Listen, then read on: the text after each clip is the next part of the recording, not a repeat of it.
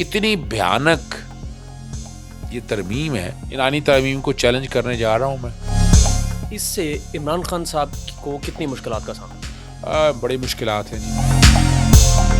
देखिए इमरान खान बाहर तो आ जाएंगे, अब ये कह सकते हैं पंजाबी कहते हैं पेंडा थोड़ा सा दूर हो गया है। लाखों हज़ारों की तादाद में झूठे मुकदमे दर्ज हुए हैं। लिखा हुआ है तालीम मुफ्त तो नहीं है, मिल रही है मुफ्त तालीम। नाम जुडिशल कमीशन है और 5 जजेस होंगे सिर्फ उसमें, 8 इधर के लोग होंगे।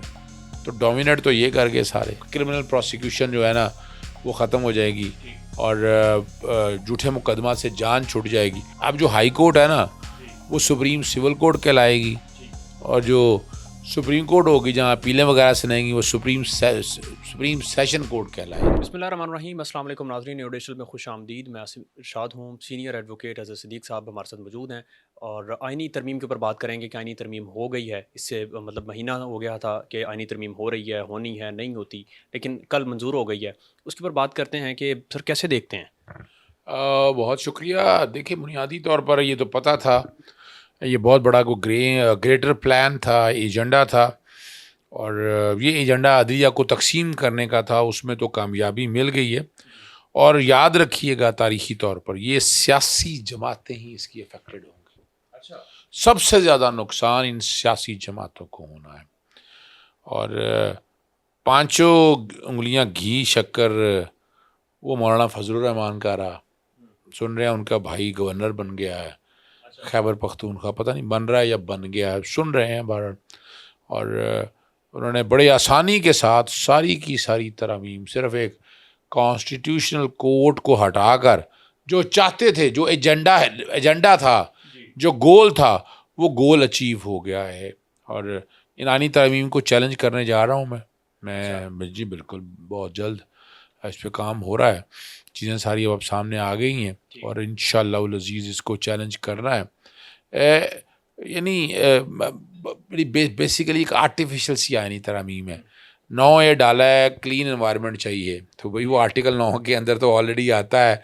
अच्छा डाल भी दिया फंडामेंटल राइट्स, लिखा हुआ है तालीम मुफ्त तो नहीं है, मिल रही है मुफ्त तालीम।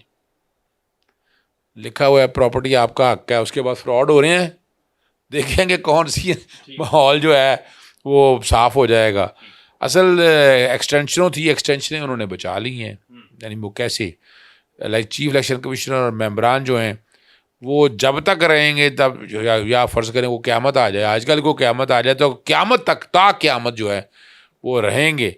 अच्छा, वहाँ उनके लिए ये नहीं रखा कि आपने 2 सालों में, 3 सालों में, 4 सालों में, 5 सालों में, 6 सालों में, उनकी मुद्दत मुलाजमत का कोई वो नहीं कर दिया। बिल्कुल, जब तक नया तैनात नहीं होता, और नया तैनात भी हुकूमत ने करना होता, वो उन्होंने करना है और वो जब करेंगे तब की बातें हैं। अच्छा। तो मौजें ही मौजें। और बाकी अपना आईनी अदालत के नाम पर आज मैं कोर्टों में रहा तो कई जजेस ने और कई लोगों ने कहा कि कौन सी कोर्ट में जा रहे हो? मैंने कहा मैं अदालत जा रहा हूँ। कहा कौन सी वाली, आईनी वाली या सादा वाली? मैंने कहा ये बड़ा मुश्किल सवाल है, काम आईनी वाला भी है और सादा वाला भी है, लेकिन मजाक उड़ गया है। और जो ये कह रहे हैं ना, तो ये मैं चैलेंज कर रहा हूँ, ये भी याद रखिएगा। इससे कोई अदालतों पे बोझ कम नहीं होना, इससे अदालतों पे बोझ बढ़ जाएगा। पहले तो होता था ना कि सिंगल जज सुन लेता था हाई कोर्ट से और सुप्रीम कोर्ट में, अब ये तो बड़ा बेंच बनेगा, एक बड़ा बेंच बनेगा, वो बैठ के सुनेगा। वो कितने केस सुन सकता है ये आपके सामने आ जाएगा आने वाले दिनों के अंदर। इतनी भयानक ये तरमीम है।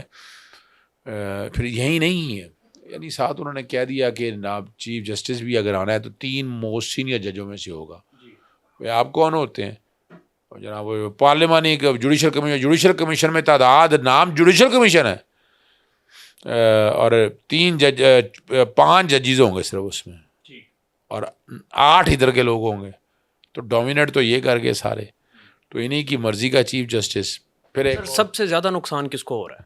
जुडिशरी को तबाही बर्बादी होगी, आम आदमी को बहुत नुकसान होगा। अच्छा।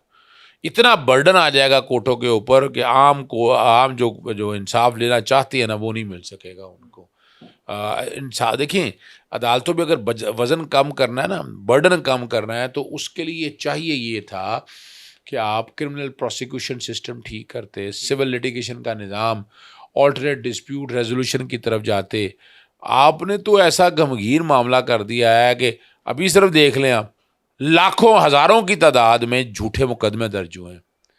یہ سارا بوجھ سسٹم پہ جا رہا ہے نا، تو وہ کیسے بھگتیں گے، کیسے اسے نکلیں گے آپ؟ آپ نے تو جھوٹے مقدمے بند نہیں کیے. ڈیٹینشن آرڈر ہزاروں کی تعداد میں، 144 کا نفاذ، پھر اس کے بعد پرچے ہزاروں کی تعداد میں ہیں. تو آپ نے تو یعنی ستیہ ناش کر دیا اس نظام کا.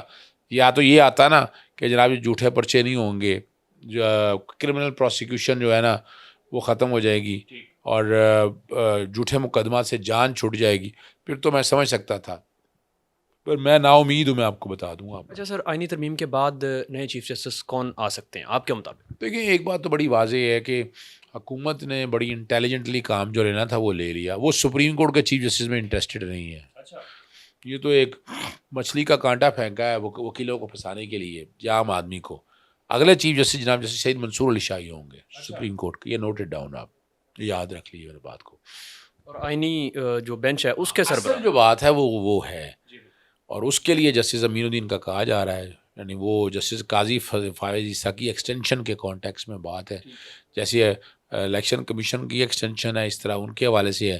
تو وہ جسٹس امین الدین خان کا نام لیا جا رہا ہے کہ وہ جو ہوں گے وہ پریزائڈنگ افسر ہوں گے آئینی عدالت کے. تو یہاں چیف جسٹس کے اختیارات دو جج صاحبان استعمال کر رہے ہوں گے. ایک عام پتہ نہیں، لوگ کیا ایک مذاقن مجھے کہنے لگا کہ سول کورٹ، سیشن کورٹ، اب جو ہائی کورٹ ہے نا وہ سپریم سول کورٹ کہلائے گی، اور جو سپریم کورٹ ہوگی جہاں اپیلیں وغیرہ سنیں گی وہ سپریم سیشن کورٹ کہلائے گی. اب پتہ نہیں یہ غلط ہے یا صحیح ہے. جس کسی نے بھی نام دیا ہے انہوں نے نام دیا ہے کہ اب حالت یہ ہو جائے گی اور عام آدمی کا زندگی بہت بری طرح پھنس جائے گی اور اجیرن ہو گئی ہے. اب لیٹ سی کیا ہوتا ہے. سر، اس سارے معاملے میں کہیں پر آپ کو لگتا ہے کہ پاکستان تحریک انصاف کی قیادت کمپرومائز تھی؟ دیکھیے، قیادت میں عمران خان صاحب تو کوئی کمپرومائز نہیں تھے، یہ تو میں بتا دوں آپ کو. یہ تو جو معاملات کو ڈیل کر رہے تھے نا، یعنی میں نہیں سمجھتا کہ اچھے طریقے سے ڈیل کر سکے اس سارے معاملے میں. مولانا فضل الرحمان کو ہیرو بنا دیا. آپ اندازہ لگا کی تعریفیں اتنی کی گئی ہیں کہ مولانا فضل الرحمان سے اچھا آدمی. سمجھ میں آئی. دیکھا کسی حد تک تو میں بھی تعریف کرتا رہا ہوں، میں یہ کہوں گا نہیں میں، لیکن وہاں کامران مرتضیٰ کی تعریف کیا کرتا تھا. لیکن اتنی زیادہ تعریفیں کر دی کہ مولانا فضل الرحمان ایک تیر میں 6 شکار کر گئے. زیرک سیاستدان ثابت ہوئے. انہوں نے پاکستان تحریک انصاف کی وجہ سے جو ان کا ووٹ بینک متاثر ہوا تھا وہ ری گین کیا، اور ان کے جو M N A M P As نے ایڈوانٹیج لینے تھے وہ بھی لے لیے. انہوں نے اسٹیبلشمنٹ کو بھی خوش رکھا، سیاسی جماعتوں کو بھی خوش رکھا، اور 5 انگلیاں گھی میں اگر کسی سیاسی جماعت کی ہے. بھائی جب آپ تعریف کر رہے ہیں، میری بات سنیں، جب آپ تعریف کریں گے مولانا فضل الرحمان کی تو باقی کو پھر تعریف کرنی پڑے گی آپ کو بھی. انہوں نے بھی تو وہی کام انہوں نے بھی تو کیا ہے. ان کی بد تعریفی ہو رہی ہے اور مولانا فضل الرحمان کی تعریف ہو رہی ہے. سر، یہ دو رائے کیوں؟ یہ دو رائے تو نہیں بنتی نا، یہ تو نہیں بنتی. آپ کسی حد تک تو ٹھیک ہے کہ آپ کر چکے ہیں، کر رہے ہیں، دیکھ رہے ہیں، لیکن مولانا فضل الرحمان ہمیشہ سے اسٹیبلشمنٹ کے کھلاڑی رہے ہیں.